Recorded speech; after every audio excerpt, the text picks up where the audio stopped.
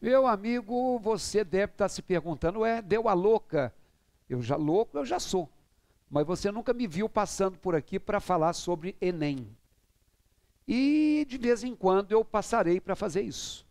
Porque primeiro que o Enem é calcado basicamente na produção, na compreensão e nos mecanismos de articulação de texto.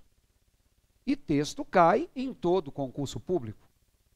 E texto te persegue ao longo de sua vida escolar.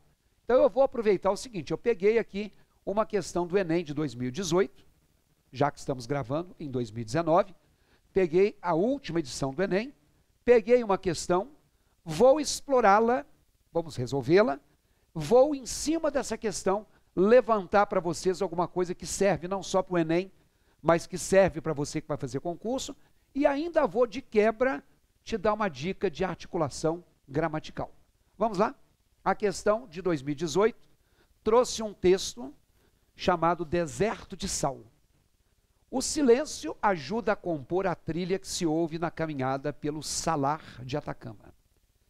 Com 100 quilômetros de extensão, o Salar de Atacama é o terceiro maior deserto de sal do mundo.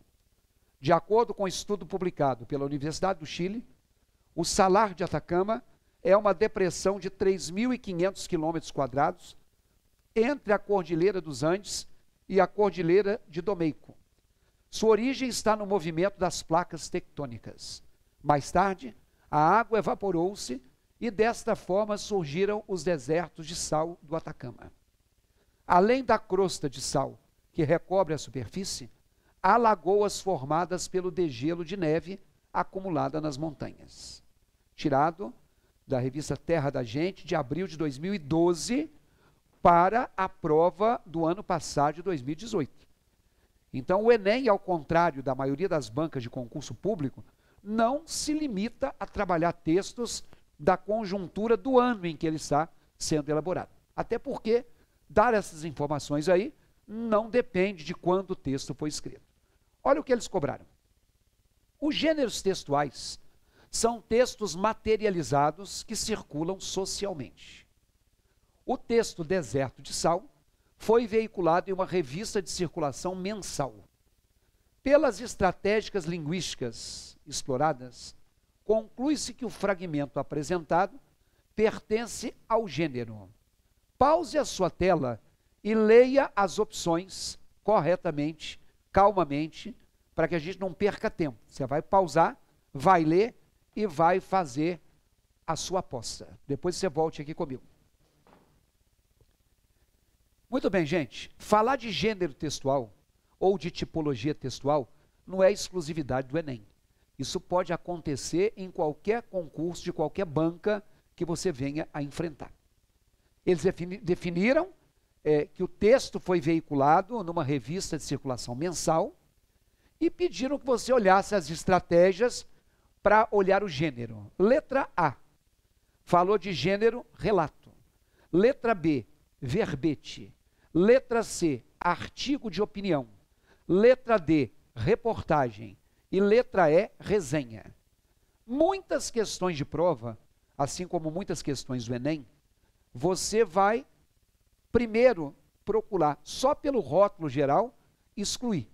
Ora, se você viu um texto, olha na tela, que fala que o deserto tem 100 quilômetros de extensão, que ele é o terceiro maior deserto de sal do mundo, que houve um estudo publicado pela Universidade do Chile, que ele é uma depressão de 3.500 quilômetros quadrados, que ele fica entre duas cordilheiras, que a origem dele está no movimento das placas tectônicas, que hoje a água se evaporou e que existem desertos de sal. Isso quer dizer que o cara está apresentando informações na tela. A letra C está fora. Isso não pode ser um artigo de opinião, porque um artigo de opinião teria que ter a marca subjetiva. Olha, artigo de opinião faz parte de uma tipologia chamada texto dissertativo. Tá?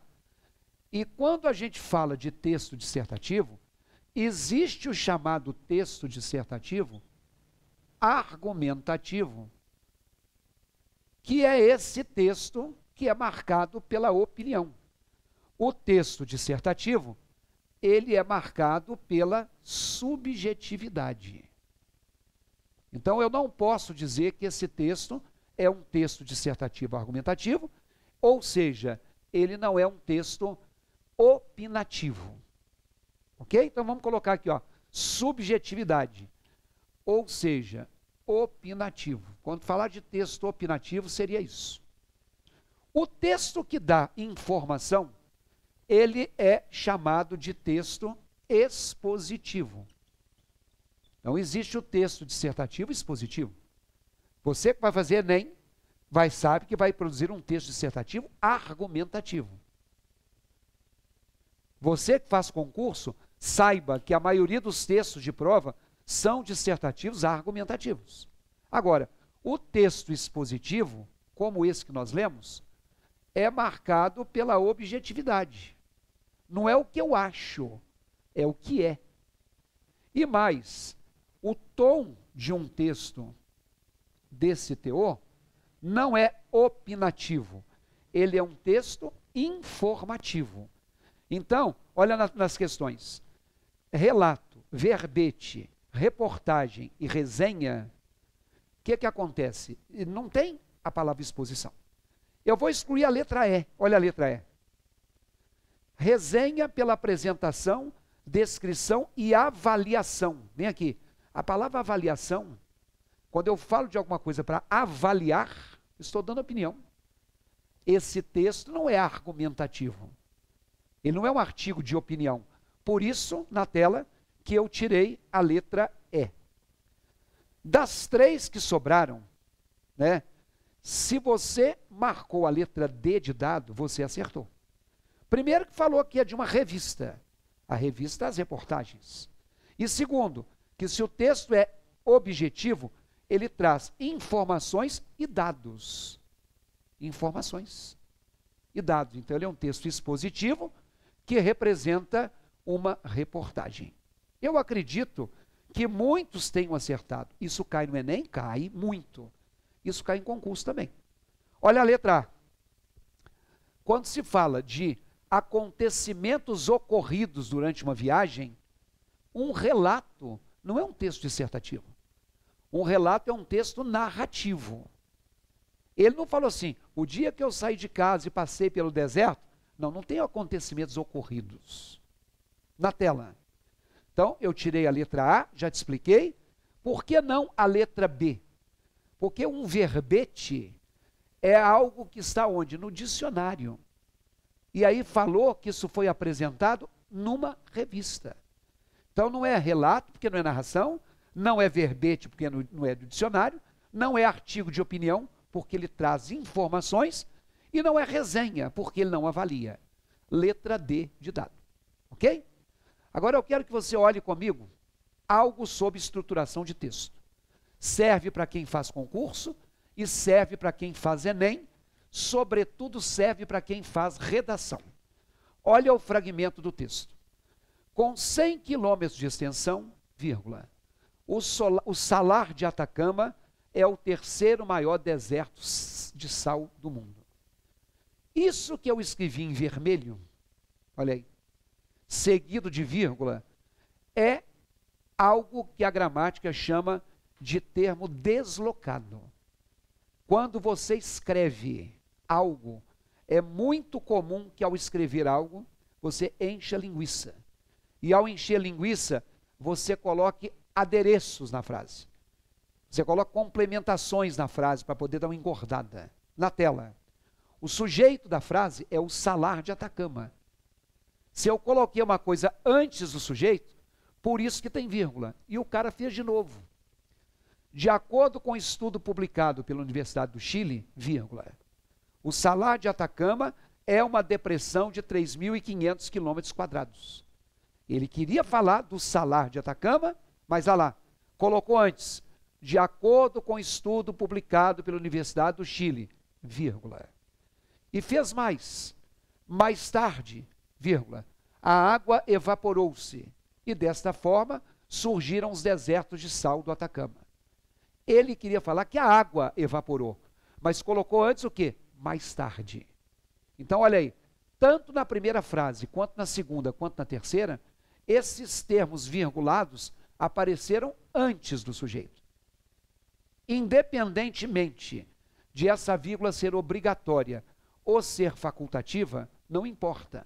Para você escrever, escreva sempre pontuando com uma vírgula quando alguma coisa aparecer antes do sujeito. Agora eu vou pedir a você que precisa aprender a pontuar ou aprender outras coisas. Aqui no nosso site, www.ivaonline.com.br, nós temos um curso recém-publicado chamado Atualizando o Português Exercícios 2019. Então eu peguei só questões de 2019 de todos os assuntos que caem em prova e vou construir uma teoria revisional com questões de bancas variadas recentes, para você não correr o risco de repetir o que você já viu ou comigo ou com outra pessoa por aí. Então vai lá, www.ivaonline.com.br.